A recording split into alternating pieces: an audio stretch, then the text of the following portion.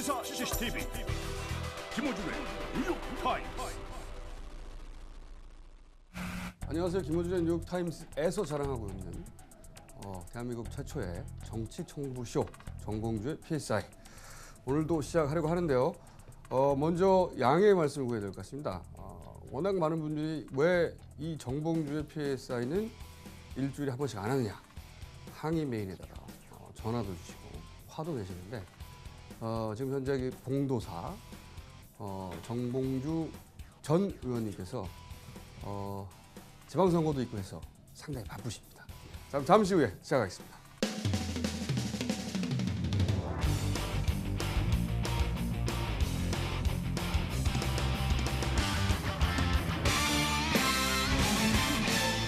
대한민국의 정치 현황을 진단한다. 정봉주의 PSI. 자, 오늘도 나오셨습니다. 아직은 바쁘신. 그럼 6월 2일이 지나고 나면 시간이 많이 남으시는. 근데 정말로 한겨레로 항의 메일이 온답니다. 왜 일주일에 한 번씩 안 하냐. 재밌는데 그 정도의 인기를 피부로 실감하십니까 혹시?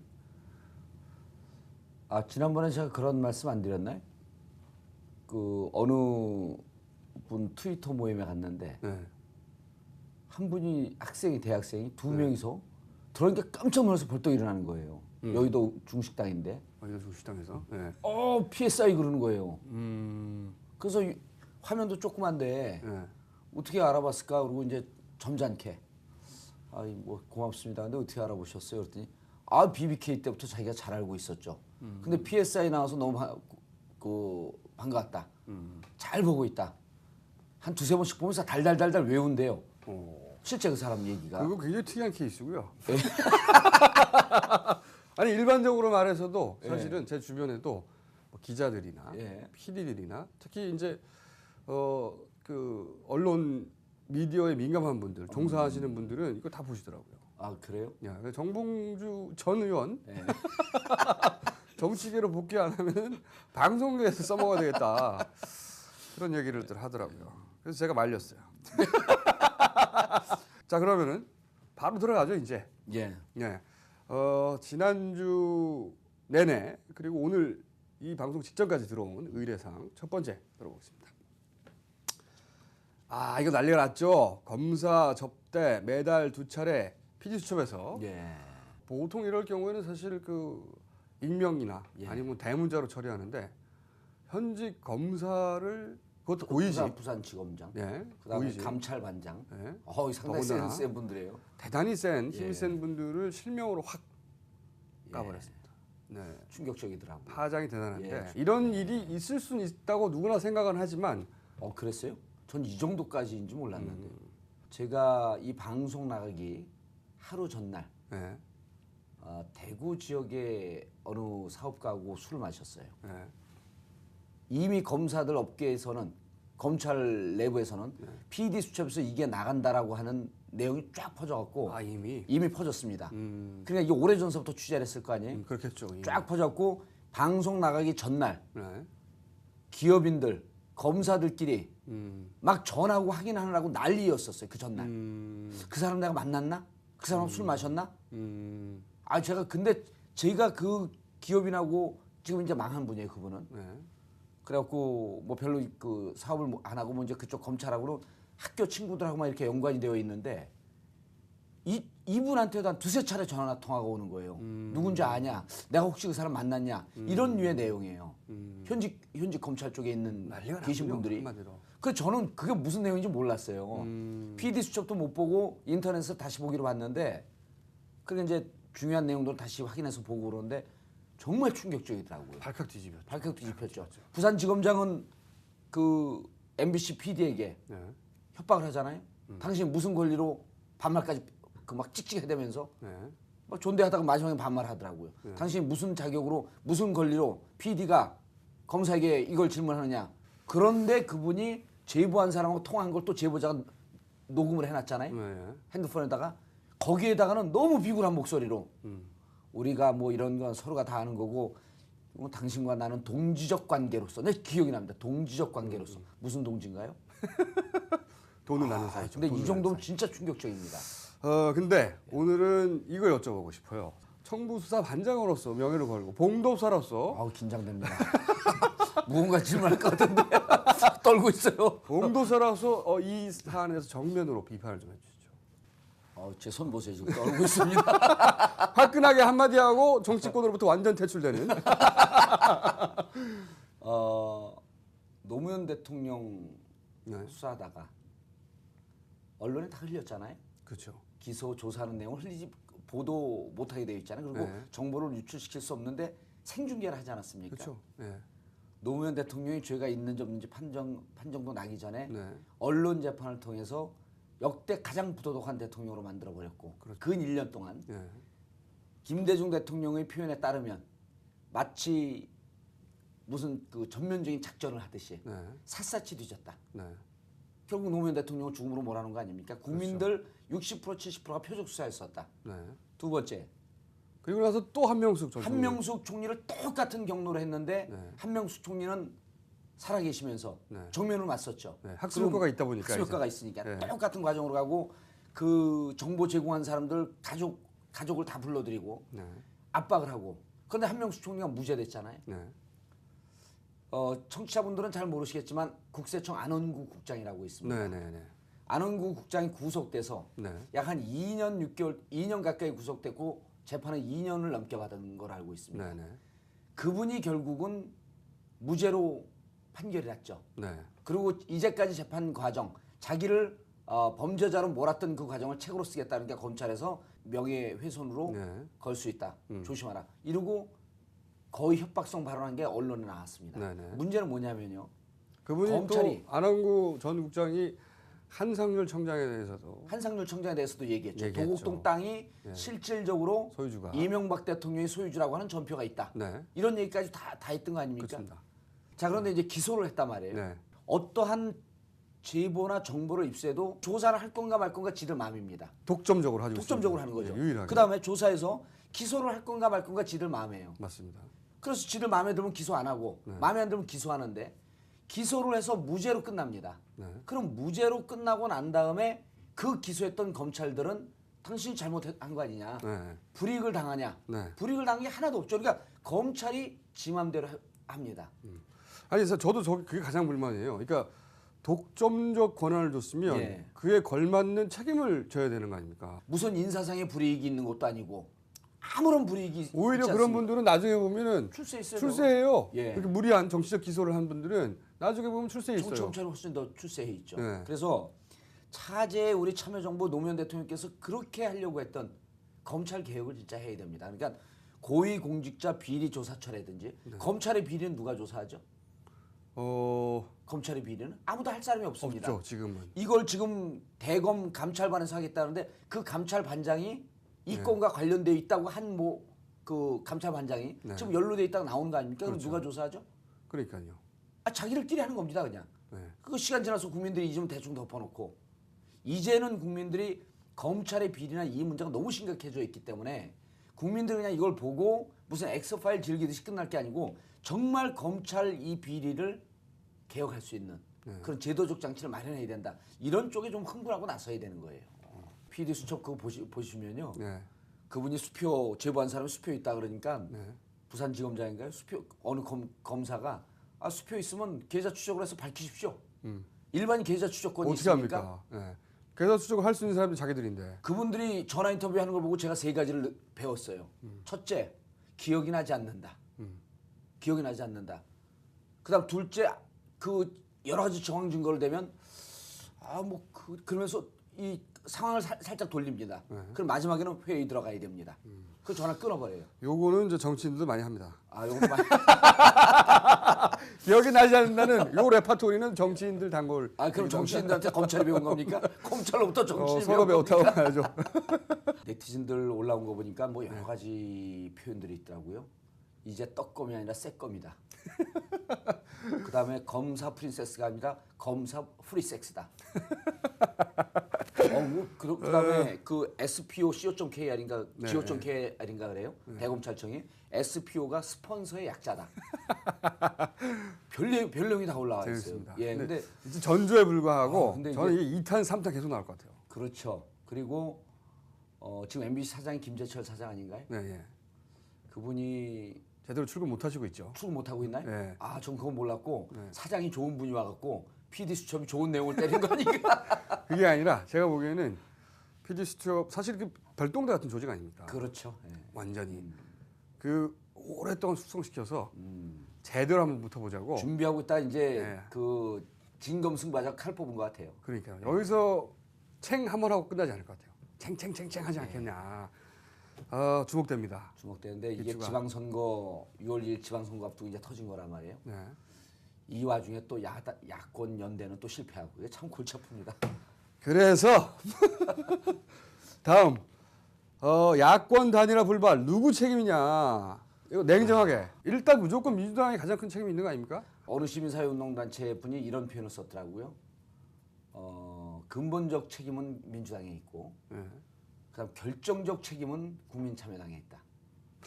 그런 표현을 썼어요. 왜냐하면 네. 1차 4+4 협상안을 만들어서 네. 처음 제시했을 때 민주당에서 안 받았죠. 지도부에서. 네. 최고위원회에서. 네. 그래서 다시 그 안을 받아들여서 4+4 그러니까 시민사회운동단체가 주도적으로 나섰는데 국민참여당이 거기다 절대적으로 위임을 했죠. 네.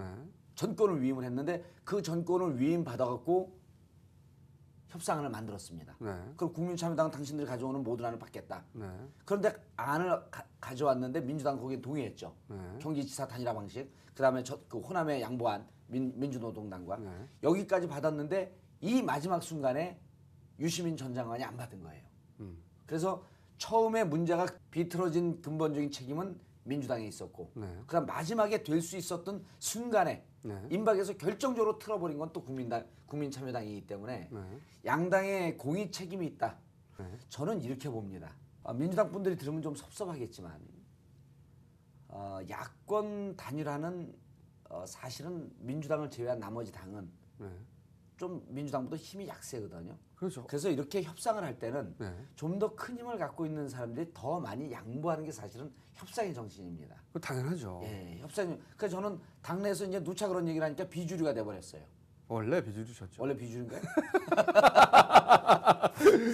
그러니까 이게 무슨 일이 집안에 무슨 일이 잘못되면 맏형 제일 큰 형한테 책임이 돌아가지 않습니까? 네. 그래서 이번에도 보면은 물론 민주당이 그 옛날처럼 아주 카리스마 있는 그런 지도력이 없기 때문에 문제가 되기도 하는데 조금 마지막에 손해 보는 듯하면서도 한 발 더 양보를 하는 게 네. 맞지 않았었나 하는 생각이 들면서 과연 이 시대에는 노무현 대통령 같은 분들은 정말 안 계시다. 왜냐하면 노무현 정몽준 후보 단일화 할 때, 그때 대단했죠. 후보 단일화 할 때요. 네. 그때 당시 여론조사라면 지지율이 낮았어요. 3, 4% 정도 졌어요. 늘. 그러니까요. 근데 이해찬 총리도 머리가 좋은 분 아니에요? 하는데 이게 조금씩 올라가고 있으니까 시간은 좀 끌자. 임박에서 하자. 계속 올라가는 추세인데 그래도 그 추세대로 봐도 네. 정몽준 후보한테 지는 구도였습니다. 그러니까. 그런데 그걸 사람들이 막 트릭이 아니라 이제 계산하고 우리가 이기겠냐 지겠냐 그러니까 노무현 대통령이 이기든 지든 무슨 상관이냐. 결단했죠 그때. 결단한 거죠. 그분이 결단한 거예요. 사실은 정치 지도자가 결단을 내려버리는 거잖아요. 네. 내가 불리하지만 하자. 그렇죠. 책임은 내가 지마. 근데 그 사람이 없다 이겁니다. 근데 민주당에. 이제 민주당에 왜 그런 사람이 없는 겁니까? 여기 있잖아요. 어디 멀리 갔어? 결정권이 없지 않습니까? 이거. 아니 근데 이제 우리가 조금 더 그 진지하게 이 문제를 보면 네. 민주당의 정세균 대표의 명을 받아서 교감을 하면서 협상을 하잖아요. 네. 지금 민주당 지도 체제라고 하는 게 정세균 대표가 결단을 해도 최고위원회 통과를 해야 되는데 네.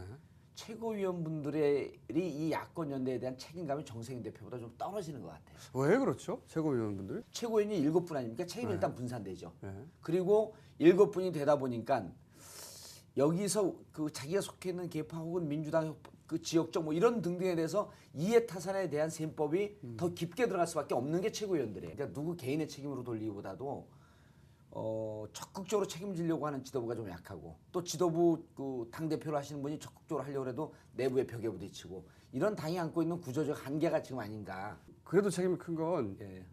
정세균 대표라고 생각합니다. 그렇죠. 아니, 정세균 정세균 대표하고 계시는 분이니까. 그러니까요. 정세균 대표께서 의지를 가지고 있었다.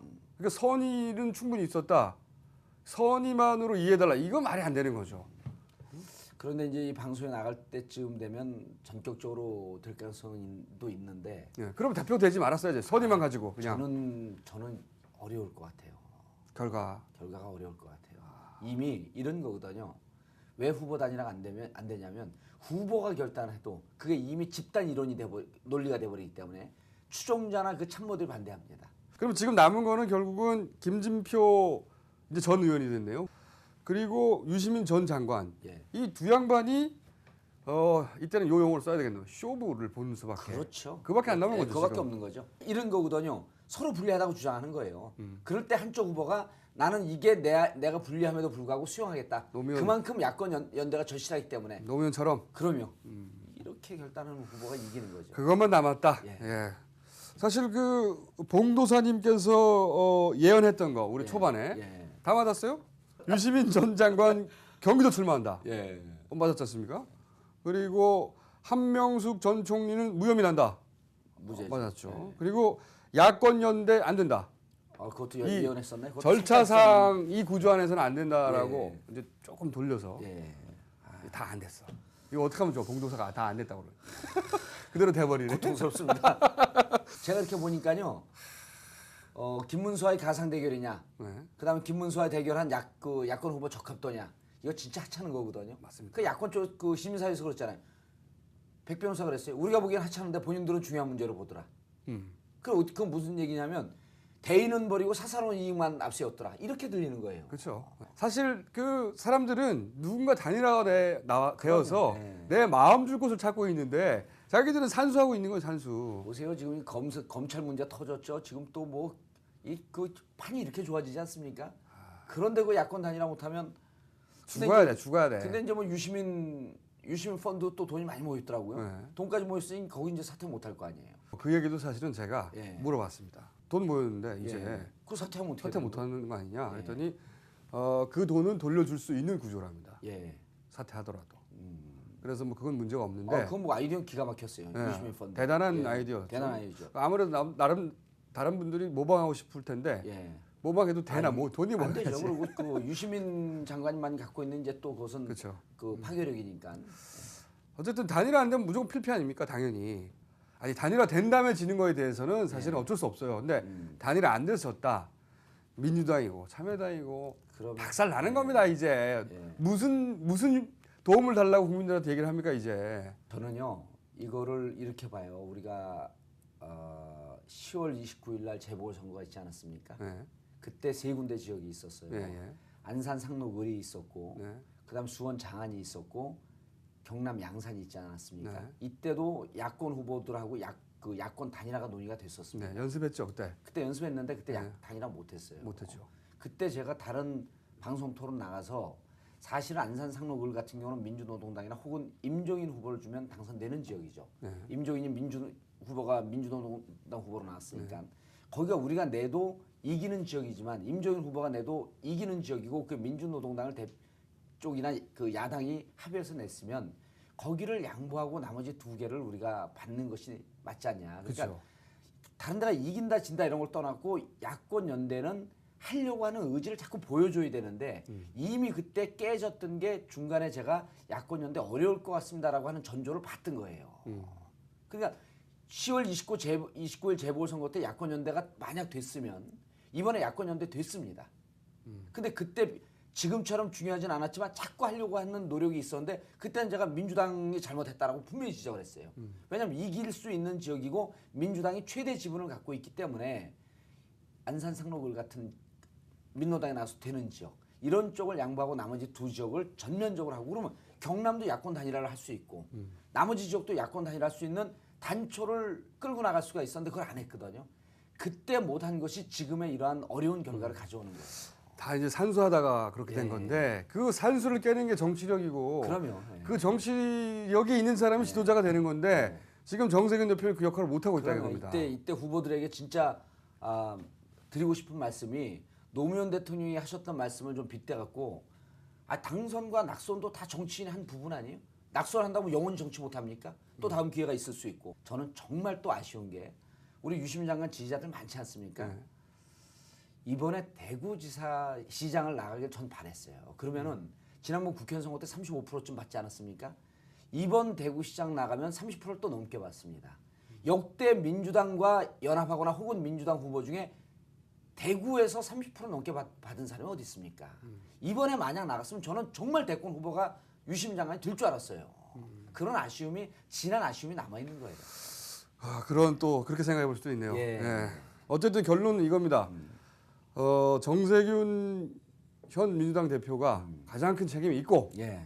아니 유시민 장관도 책임 있다고 한마디 하고 가셔야죠. 아닙니다. 제일 큰 사람만 얘기하고 그 외에도 책임 있는 사람 많아요. 유시민 전 장관을 포함하면 많이 있는데 일단 민주당이 가장 큰 책임을 가져가야 되는 게 저는 마땅한 것 같고요. 그리고 원칙적으로 동의합니다. 근데 제가 또 뭐 당 지도부가 혹시 되면 저도 못할지 모르겠죠. 그거는 그 가능성이 그렇게 높지 않으니까 아니 그 되면 생각하시고요. 아니 지금 당에서 제 별명이요. 예. 미래 권력입니다. 미래 권력. 미래 권력. 미래 권력. 지금은 권력을 주기 싫다는 얘기죠. 아니 그거예요. 다른 분들이 이거 낙선한 전 17대 국회의원입니다. 딱 그럼 제가 뭐라면 미래 권력 정보부입니다. 미래 권력 정보. 네, 어떤 상황에서도 절대 기죽지 않고 자기 자랑으로 전환시킬 수 있는 탁월한 능력. 네. 그리고 남은 방법은 후보들이 예, 후보들이 이제 전격적 결단을 하는 수밖에 없는 산수를 거죠. 접고 예. 던지는 수밖에 그건 없다. 등록 전날도 가능한 겁니다. 알겠습니다. 등록 전날도.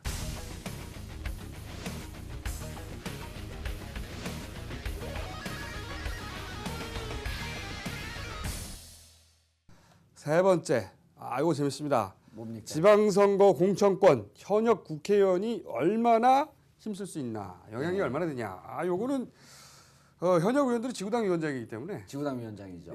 요거는 뭐 설명해 주십시오. 이게 우리 이제 민주당 공천 과정은 좀 복잡합니다. 기초의원, 광역의원은 대체로 지역 대의원이 있어요. 네. 지역 대의원들이 경선을 해서 뽑습니다. 네. 지역 대의원은 추천도 받고 그러지만 그 중에 상당 부분 반 이상을 위원장 임명했다고 보시면 돼요. 근데 대의원이 위원장 임명했기 때문에 위원장 의중으로 기초의원 광역의원이 결정되는 경우가 많죠. 그러니까 기초의원 광역의원 같은 경우는 시도당에서 공심을 통해서 경선해라. 경선 안 하고 시도당에서 찍는 경우도 있습니다. 그러니까 이제 위원장들은 국회의원, 즉 지역구 위원장들은 경선해 주길 바라죠. 그래 이제 자기가 임명한 대의원들이 자기 영향력 속에서 이렇게 할 수 있으니까. 그러니까 본인이 공천하고 싶은 사람으로 갈 가능성이 7, 80%쯤 됩니다. 절대적이네요. 7, 절대적이죠. 80%. 옛날에 100%였으니까요. 그 이제 7, 80%인데 재밌는 일이요. 지금 국회 사무총장을 하는 그 박계동 전 의원이 지역 대의원을 자기가 임명해 놓고 거기서 경선을 했는데 국회의원 후보에서 떨어진 일이 발생합니다. 그래요? 재밌는 일이네, 아주. 그런 일이 있죠. 이번에 한나라당도 경선을 했습니다. 광역의원을. 우리 노원구의 한 지역인데 경선에 나가는 후보가 그 지역에 현역 한나라당 국회의원이 있거든요. 그러니까 이분이 내가 너 시의원을 밀어줄게. 그러니까 자기가 대의원을 다 임명을 했어요. 그리고 경선을 했는데 며칠 전 일입니다. 떨어졌어요. 그게 어떻게 그럴 수가 있는 거죠? 그러니까 임명을 했다지만 절대적인 권한이 있지만은 원칙과 정도를 벗어나고 아주 이걸 트릭을 갖고 막 상황을 꿰맞추려고 하면 밑에 있는 표심이 돌 수 있다는 거예요. 그러니까 지역위원장이라고 할지라도 정말 택도 없는 사람 딱 보면 누가 보기에 야 저거 뭐 공천원금 받지 않았어? 라고 할 정도로 깜이 안 되는 분들을 억지로 미는 경우에는 근데 그 한나라당 같은 경우 그런 케이스도 아니에요. 깜도 돼요. 이렇게 지역위원장이 좀 무모하게 밀어대는 경우 밑에서 당원의 당심이 당심이 돌아서는 거죠. 뒤집어지는군요. 조용히 있다가. 그리고 실질적으로 만약에 지금 막 검찰이 조사하고 그러잖아요. 공천 헌금을 받는다든지 하게 되면 반드시 걸립니다. 걸리기 전에 이미 지역에 소문이 돌아요. 누가 공천 받으면서 돈 냈다라더라. 확인은 안 되지만 카더라 소문이 막 돕니다. 그럼 그런 소문이 돌면 당심은 돌아버리죠. 옛날하고 많이 다르군요. 많이 틀리죠. 그러니까 그렇다고 그렇기 때문에 위원장이 대의원을 다 임명을 했다고 할지라도 이분이 되는 게 적절치 않겠습니까 하면서 대의원들을 만나서 다 일일이 설득을 해야 돼요. 자기가 임명한 대의원이라고 할지라도 대놓고 지지하잖아요. 그럼 반대 측에서 중립을 지키시오 그러면서 막 위원장을 공격하거나 현역원을 공격하면 중립을 지켜야 됩니다. 어쨌든 위원장이니까. 위원장이니까. 중립을 지키면서 뭐 쓸데없으면 전화하는데 서너 통만 전하면 금방 또 그 귀에 들어가요. 그래서 절대적인 구조는 절대적인 영향력을 행사하지만 막상 공천할 때 되면 정치력을 좀 발휘해야 되는군요. 정치력을 발휘해야죠. 그냥 막 마구잡이를 할 수가 없습니다. 그리고 이제 기초단체장 같은 경우는요, 반은 여론조사가 들어가잖아요. 여론조사는 어쩔 수가 없는 거거든요. 그다음 이제 반은 당원이 들어가는 건데 보통 2개 선거구가 하나씩 뽑잖아요. 서울 같은 경우는 지역은 안 그래도. 그리고 이제 우리 노원구청 같은 경우는 국회의원 선거가 3군데에서 구청장 1명을 뽑아요. 갑을병에서. 그러니까 이제 이 위원장이 어느 후보 쪽으로 후보가 3명 나와 있는데 어느 쪽으로 마음이 쏠려 있느냐. 이런 거에 따라서 대의원들 마음이 흔들리죠, 같이. 당원들이. 근데 위원장이 그런 마음을 잘 노출을 못 시켜요. 그러니까 이제 이런 거죠. 위원장들이 어디 행사장에 가면 3명의 후보 중에서 자기가 가까운 후보한테만 연락을 해요. 나 오늘 어느 행사장에 간다. 어느 행사장에 간다. 예. 그럼 나머지 후보들한테도 연락을 하는데 거기 문자만 보내는 거든지. 그리고 내가 지지하는 후보는 같이 데리고 간다든지. 이렇게 해서 이제 사람들한테 보이는 거지. 나는 이 사람을 간접적으로 이렇게 밀어주고 있다. 아 그러면서 눈치 좀 채라. 눈치를 이렇게. 채라. 그리고 이제 술 한잔 먹으면서 객관적 경쟁력은 누가 더 위인 거야? A라고 하는 후보가 더 위인 것 같아. 그러면서 첫째, 둘째, 셋째 논리를 쫙 열고 합니다. 그럼 사람들이 알아서 우리 위원장은 우리 의원은 누구를 지지하고 있구나. 그러면서 이제 당신이 왔다 갔다 하는 거죠. 그리고 또 사실은 위원장이 원하는 사람을 해줘야 예. 그 현역 의원의 힘도 예. 지분도 커져가니까. 그렇죠. 이제 지분이라고 당내에서 이제 지분도 높아지고 네. 이제 우리는 당정의 협의라고 표현하거든요. 네. 그 지방 행정부가 되는 거 아닙니까? 네. 그 구청장이 되면. 네. 근데 구청장을 우리 당에서도 그 같은 당에서 뽑아놨는데 한 위원장이 자기하고 별로 안 친해. 그럼 지역에서 자기 영향력이 떨어지는 거예요. 그렇죠. 예.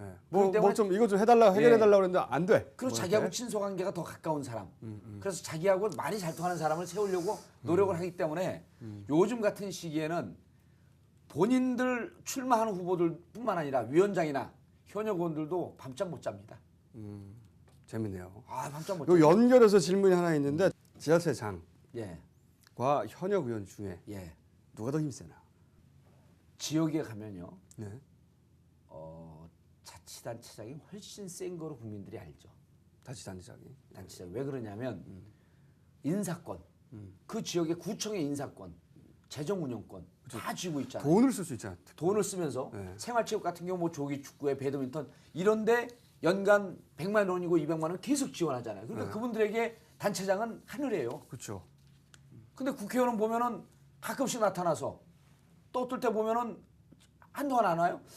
이놈 인간이 어디가 있나 보면은 국회에서 싸우고 있고 텔레비에 잠깐 나오고. 테레비 잠깐 나타나고 국회에서 막 싸우고 있고 그럼 국회의원 가면 거 싸움 좀 하지 마. 그리고 지역 좀 자주 와. 그럼 대충 반말이에요 다. 그럼 알겠습니다. 열심히 오겠습니다. 그러면 말로만. 근데 구청장이 딱 뜬다 그러면은 행사도 구청장 올 때까지 안 해요.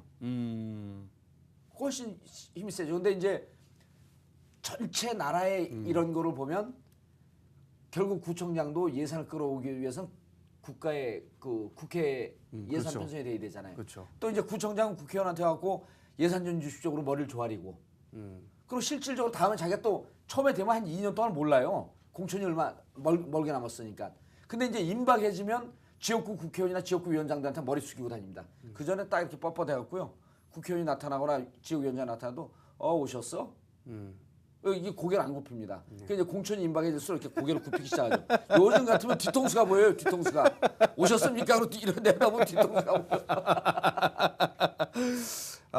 그러니까 하긴 뭐 지자체장이 각종 인허가권이라든가 갖고 예산 있는 권한을 거죠. 가지고 있으니까 예. 그 지역민들한테는 훨씬 더 권한이 파워풀한 사람으로 보이겠군요. 지역민들의 아프고 가려운 데를 금방 긁어줄 수 있잖아요. 그렇죠. 예. 그러나 또 공천이 다가온다든가 아니면 공천이 예산을 나왔죠. 예. 따내야 되는데 그러니까 실질적으로 지금 지역위원장이나 국회의원이 기초단체장한테 영향력을 많이 못 미침에도 불구하고 여전히 우리 영향력 아래에 있는 그 당원들이 있잖아요. 이분들은 지역위원장들 마음에 따라서 표가 왔다 갔다 하니까 지금 후보들은요. 초조하죠. 아침 저녁으로 문안 인사 와요. 그러니까 이제 총체적 권한으로 보면 사실 현역 의원이 더 국회의원이 그렇죠. 예, 더 그렇죠. 막강하군요. 네, 네. 잠깐 지역 가면은 근데 별로 힘 못 씁니다. 진짜로. 알겠습니다. 제가 광고 하나 하겠습니다. 뉴욕 타임즈가 블로그를 시작했습니다. team team.한이.co.kr/cctv 여기 들어오셔가지고 많은 활동 부탁드립니다. 수사 의뢰도 하시고 그리고 방송 감상평도 남겨주시고 아이고 재밌는 겁니다. 다른 당에서 민주당으로 영입하고 싶은 의원, 예. 다른 당이 영입하고 싶어하는 민주당 의원, 예. 그리고 세 번째가 국회의원으로서 정말 나 출세했구나 느낄 때, 예. 요 세 가지인데 개인적으로 가장 궁금한 건 세 번째입니다. 정말 출세했구나 느낄 때 있을 것 같아요. 오래 전이지만 국회의원으로서 한 번 국회의원은 영원한 국회의원이에요. 네. 그러니까 전직 느낌이 잘 안 듭니다. 아 그래요? 전직 느낌은 전 안 들어요. 본인만 안 되지. 다른 사람들은 다 전직이라고 하는데. 다른 사람들 보면 다 숨어 있더라고. 어쨌든 나 늘- 출세했구나. 늘 느끼죠, 늘. 아 그래요? 예. 뭐 구체적인 예를 들어 사건이라든가 아니면 뭐 상황이라든가. 처음 달았을 때는 정신없이 잘 몰랐고요. 네. 예를 들어 본회의장 예. 현역 의원이 아니면 들어갈 수 없는 본회의장 같은 데 들어갔을 때라든가 뭐 없나요? 그럴 땐 본회의장 들어갈 때 뿌듯하죠. 그죠? 근데 이제 본회의장 분위기는 다른 의원들이 이런 얘기 들으면 좀 기분 나빠하겠지만 저는 무슨 느낌이냐면 본회의장 들어가면 이 행복하고 기분이 좋아요. 그리고 약간 흥분이 돼. 들떠요. 그렇죠. 들떠. 대한민국에 300명, 299명은 들떠 있는데 그래서 우리 그 집사람한테 제가 뭐라고 표현했냐면 고등학교 2학년 때 점심 시간을 맞이한 느낌이다. 오. 고등학교 2학년 때 와닿습니다. 딱 오잖아요. 고등학교 남학생들 고등학교 2학년 때 되면요. 뭐 식욕이 왕성할 때 아니에요. 그리고 막 공부한다고 쪼여 있다가 점심 시간 되면 해방 아닙니까? 에너지가 넘치고. 넘치고 해방지가 밥을 아닙니까? 먹고 막 해방이고. 그냥 뭐든지 할 수 있고 자유의 시간이 와 있고 고등학교 2학년 점심 시간 같은 느낌이에요. 본회의장 들어가면 흥분이 되고 그러니까 국회의원이 본회의장에 들어갈 때 사실은 뜨는군요, 이렇게. 지금 말을 하는데도 막 흥분이 돼요. 오. 말을 하는데. 그 기억이 되돌아와서. 예, 그래서 다른 의원들한테 물어봤더니 여의도 오기가 싫대요. 여의도. 그 느낌과 지금 떨어져 있는 느낌이 충돌하니까. 그 지금 떨어져서는 자괴감을 막 느끼잖아요. 그러니까 이미 낙선한 다른 의원한테 낙선한 다른 의원들한테 물어봤더니 그래 이제 모임을 하는데 여의도에서 만나자면 여의도에 안 나오려 그래요. 그 여의도 왜 안 나오냐? 아예 외면하고 싶은 거군요. 예, 왜 여의도 여의도에서 만나지 맙시다 그래요. 근데 저는 여의도만 오면 행복하거든.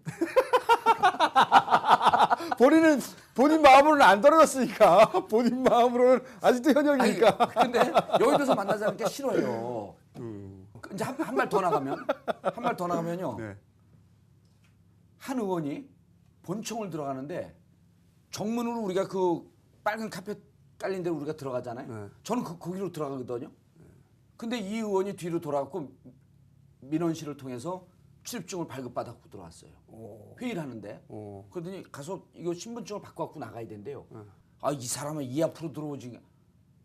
이 앞으로 들어오다 잡으면 무슨 창피냐. 저도 현직만 정문으로 들어갈 수 있는 줄 알았는데요. 그냥 들어가면 돼요. 그러니까 현역만 들어가는 게 맞죠, 원래는. 현역만 들어가면 되는데 이제 정확한 규정은 모르겠는데 네. 박계동 사무총장이 네. 떨어져 본 경험이 있으니까 아마 전직도 들어올 수 있게 해줬다라고 하는 설인데 확인 안 해봤어요. 의원님이 하도 눈치 안 보고 막 들어가니까 현직인 줄 알고 안 잡은 그리고 거예요. 중요한 게 있습니다. 거기 네. 이제 경위들이 네. 많잖아요. 네. 근데 이 경위들이 저는 국회의원 축구 연맹 아니에요? 네. 그분들은 국회 또 조기 축구 멤버들이야. 그러니까 4년 동안 맨날 저하고 같이 공을 찼잖아요. 다 제 후배들이에요. 그러니까 저를 잡으면 안 되지 거기서. 그리고 아마 현직인 줄 알 거예요. 하도 자주 오니까. 현직인지 이제 지금은 알겠죠. 지금 이제 떨어진 줄. 그래서 네. 지금 그 전보다 조금 덜 당당하게 들어갑니다. 살짝 이렇게 숙이고. 근데 이제 네. 당직 있는 의원들은 또 국회 본청은 와요. 네. 근데 본청 옆에 의원회관이 있거든요. 네. 본청은 오는데 낙선한 의원들이 의원회관 간 경우는 거의 없어요. 의원회관에서 내가 만나자고 약속을 했어요. 몇몇 낙선 의원들은. 그러니까 야 거기서 어떻게 만나? 아니 거기 누구누구 의원 방에서 만나 거기서 같이 의논해야 되니까. 제가 그랬잖아요. 거기를 누비고 다니는 낙선 의원은 의원님밖에 없다니까. 왜 그랬더니 우리 주요 당직 맡은 낙선 의원이 네. 형 나는 본청은 가면서도 그 의원회관은 쳐다보기가 싫어. 난 거기 가기 싫어서 왜 나는 주로 자주 가 있는데? 자기 사무실도 없는데 막 돌아다니고. 아니 그래갖고 이제 그럼 가면 몇몇 친한 의원 사무실이 있으니까 그 보좌관들은 또 막 얽히고 설키고 그러니까 또 다 제가 아는 후배들 아니에요. 네. 그러니까 들어가면 영감님 계시냐 그러면 안 계신데 그러면 나는 좀 쉬었다 갈게. 남의 의원 사무실에 들어가서 낙선 의원이 이렇게 한 번은 긴 소파 이렇게 자고 있는데 후배가 들어오더니 손님들하고 우다닥닥 들어오는 건데 제가 바지도 풀어놓고 이제 신발도 벗고 자고 있는데 벌떡 일어났더니 누구세요 그러는 거예요. 그래서 남의 국회의원 사무실에서. 나야 그랬더니 형님 자고 있었어. 그래서 시간이 좀 남아갖고 자고 있어. 아유, 그걸 다른 사람들이 어떻게 합니까? 그렇게 내가 얘기를 했더니 의원님만 거짓말 하지. 하는 줄 알아요. 그 의원 해가 저는 믿어요. 근데 이제 현역이 있을 때 처음엔 잘 몰랐었고 네. 여름에인가 휴가 때 첫 그 휴가 때 아이들 데리고 집사람하고 제주도를 갔는데 네. 공항. 예 공항 공항에 이용할 때. 갔는데 이게 이제 공무가 아니기 때문에 네. 귀빈실을 통해서 가지 않았어요. 근데 이제 제주도에서 한 2박 3일 3박 4일 동안 놀다가 티켓을 끊으라고 해갖고 제주공항을 왔잖아요. 네. 공항을 끊는데 이렇게 뭐 정봉주 이러더니 이 여전 깜짝 놀라 딱 쳐다보더니 벌떡 일어나요. 대한항공이나 아시아나항공에는 다 기록이 있습니다.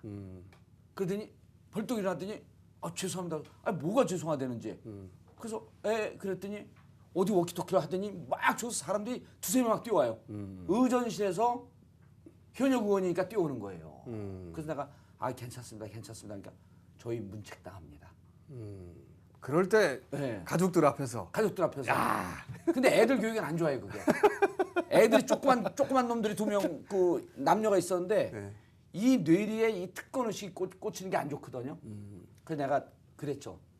애들이 있으니까 우리끼리 가게 놔두시라고. 얼굴 빨개서 당황해갖고 가는 면서 자꾸만 쳐다봐요.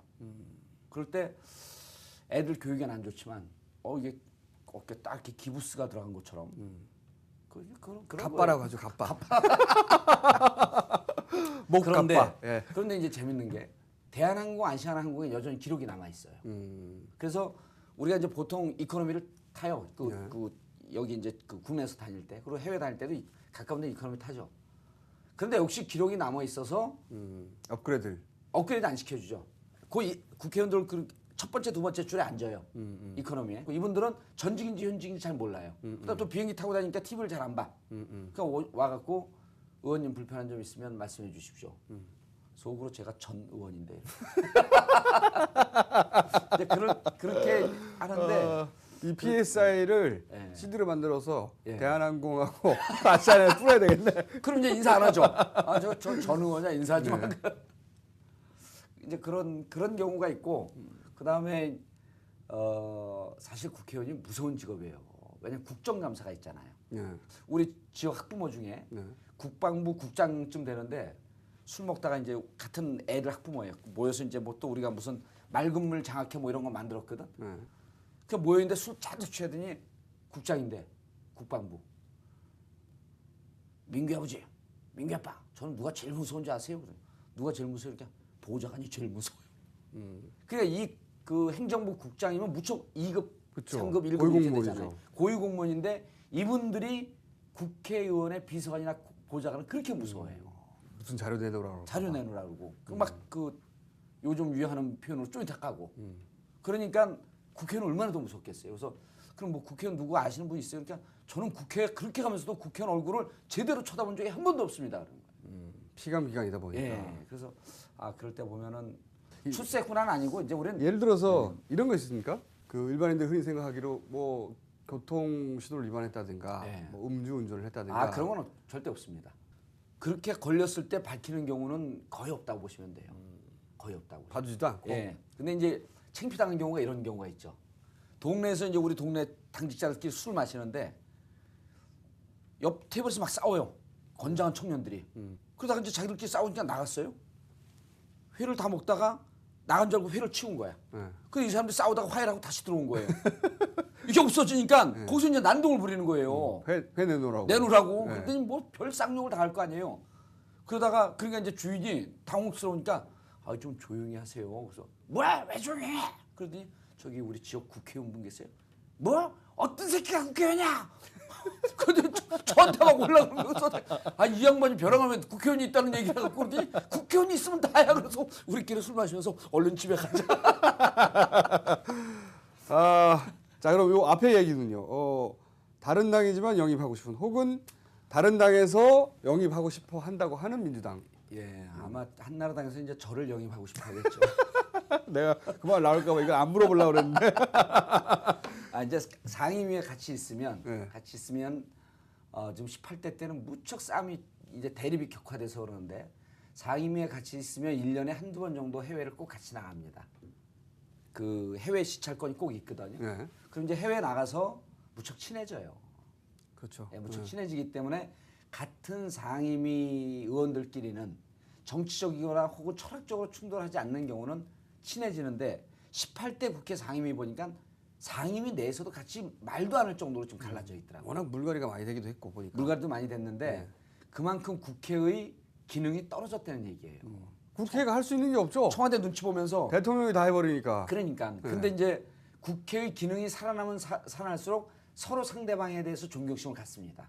열심히 잘한다. 의원님 보시기에는 누가 제일 괜찮습니까? 한나라당. 우리 그 17대 때 네. 교육에 같이 있었던 주호영 특임 장관. 예. 그분이 참 괜찮았습니다. 아 그래요? 예, 그분 뭐 열심히 문제는 많이 하고 됐는데. 열심히 하고. 예, 그런데 17대 들어올 때 그래서 대구 지역 가서 알아봤더니 한나라당 가기 전에 열린우리당에서도 영입하려고 지역의 평이 좋아서 그래요? 그런 의원이었다 그러더라고요. 주호영 의원은 그 말도 재밌게 잘하고 내용도 좋고 지금 특임 장관 하고 있을 거야 아마. 근데 제가 사학법 때 사학법 발표하는데 몸 날려서 과격하게 싸우는 걸 보고 좀 실망했죠. 본인도 대구 경북 지역이 비리 사기 제일 많은 데거든요. 근데 자기가 뻔히 그걸 아는데 사학법 개정을 막는 걸 보고 좋게 봤는데 아니었구나. 몸 날리는 거요? 의원님이 더 잘하시죠. 그리고 그래서 서로 그 평이 좋은 의원들이 많고 그 교육이 있을 때 이제 황우려 의원 같은 경우도 위원장인데 괜찮았었고요. 예. 그러면 예. 거꾸로 민주당 의원을 영입하고 싶어하는 현재 한나라당에서 민주당 의원 중에서 평이 좋은 의원이 민주정책연구원 원장하고 있는 김효석. 그분. 김효석 그분 의원 좀 합리적이잖아요. 좀 정책을 보면 한나라당 쪽으로 살짝 기울어 있는 그런 정책들이 부분도 많죠. 좀 있고. 예. 이번에 문제 뉴민주당 플랜도 발표를 했는데 네네. 한나라당 쪽에서 평이 무척 좋고요. 네. 근데 경제 통임에도 불구하고 양쪽에 그분이 이제 저걸 했죠. 그 대정부 질문하면서 4대강 사업을 굳이 해야겠다고 한다면 하나 정도 찍어서 시범 사업을 해보고 문제가 없으면 계속 가자. 이런 절충안으로 좀 접근하면 안 되겠냐. 그러니까 그 행안부 장관인가요? 그 좋은 안으로 아주 합리적인 제안으로 저희가 받아들일 수 있습니다. 그러니까 그 중간에 안을 잘 만들어서 중간에 절충할 수 있는 안을 내려고 노력을 하죠. 근데 이제 그러다 보니까 민주당 지지자들한테 또 각인이 그렇게 되어 있잖아요. 그렇죠. 그러니까 회색 분자로. 우리 우군 진영에서 먼저 지지가 있고 그다음에 저쪽에서 좋아해야 되는데 또 이분이 소만교회 다닙니다. 그 소만교회 그 보수층에서는 아주 평이 좋아요. 저하고도 이제 친한 분인데 내용도 좋고 뭐 다 좋죠. 대권 꿈도 갖고 있습니다. 아니 말씀은 논리 정연하고 합리적으로 내용이 하세요. 좋아요. 아주 컨텐츠 좋고 대권 꿈을 갖고 있는데 대권 꿈을 갖고 있으면 결단력 있게 밀고 가야 되는데 그 결단은 잘 안 합니다. 알겠습니다. 그분이 민주당은 전체적으로 결단을 안 하는 것 같아요 지금. 지금 뭐 결단을 할 지도부가 이제 곧 오겠죠. 미래 권력이라든지. 그 얘기는 듣기 싫고요. 오늘은 여기까지 해야 될 것 같습니다. 네. 수사 의뢰해 주신 분들 감사드리고 앞으로도 많은 수사 의뢰 부탁드립니다. CCTV 한이 COKR로 의뢰사항 보내주시면 저희가 또 이제 상품 안 뽑나요? 뽑아주십시오. 오늘 어떤 질문이 가장 오늘은 앞에 좀 묵직한 주제들이 있기 때문에 언제 출세했다고 느껴지냐. 그거 재밌었습니다. 예. 네. 그거를 주신 분. 그런데 이 김모 씨 아들이 우모 씨 연락처가 없다고 합니다. 네. 이런 분들 꼭 있어요. 그래놓고 화내 나중에 왜 선물 안 보내냐고. 연락처가 없는데 연락처를 꼭 행태는 보내주십시오. 한나라당 같군요. 오늘은 저희가 여기까지 하겠습니다. 감사합니다. 예.